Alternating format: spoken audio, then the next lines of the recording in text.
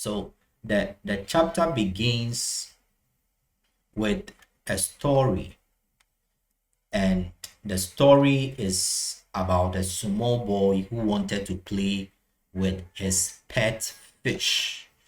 So he reached into the fish tank, caught the screaming fish, and placed it on the floor beside him. Then he returned to playing with the cars and trucks that were scattered on the floor around him. As he played, he talked to the fish about everything he was doing until he became so engrossed in his toys that he forgot about the fish. Many minutes later, he remembered the fish and turned towards his pet. The fish no longer moved when he touched it. Frightened, the boy ran to his mother with the fish in his hand. When his mother saw the fish, she quickly took it and put it in the fish tank. The boy watched tearfully as his pet floated on top of the water. It was dead. When the mother asked the son what had happened to the fish, the boy innocently replied, "Why? We were playing together on the floor when I noticed that he wasn't moving." Compassionately, the mother replied, "Honey, didn't you know that a fish can't live on the floor? God made fish to live in water."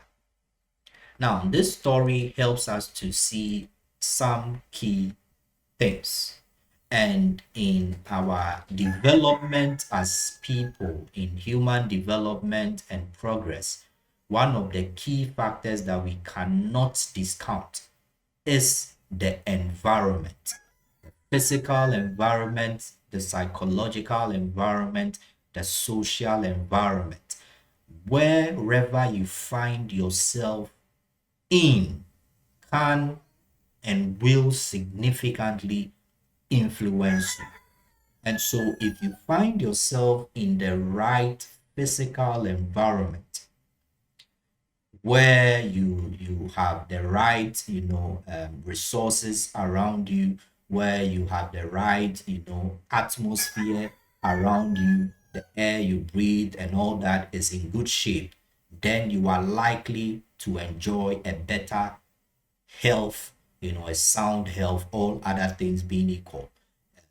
Number of things concerning you will be in a better shape as compared to someone who finds themselves in a very polluted, a very aggressive physical environment that is filled with a lot of danger.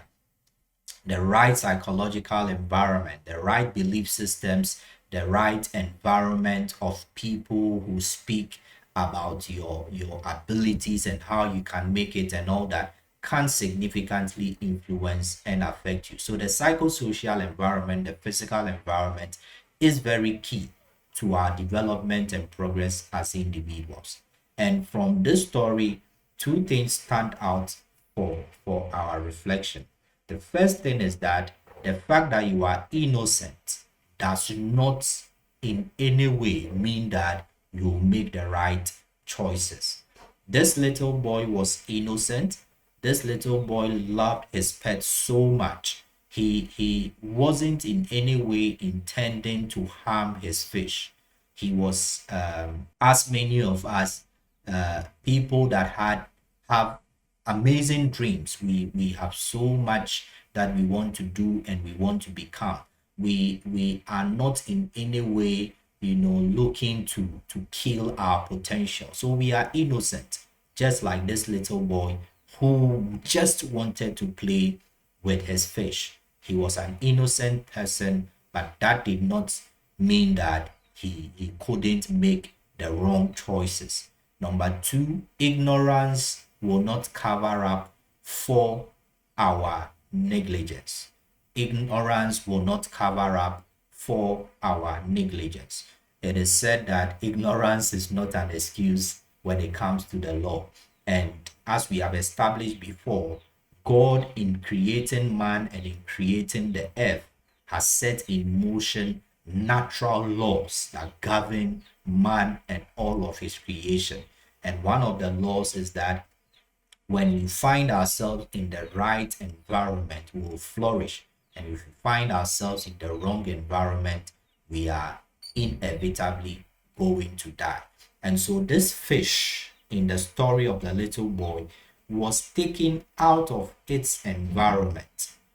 The ignorance of the boy meant that he took this fish out of its natural environment, out of its proper environment, violating the law of context, violating the law of environment, the right and correct environment.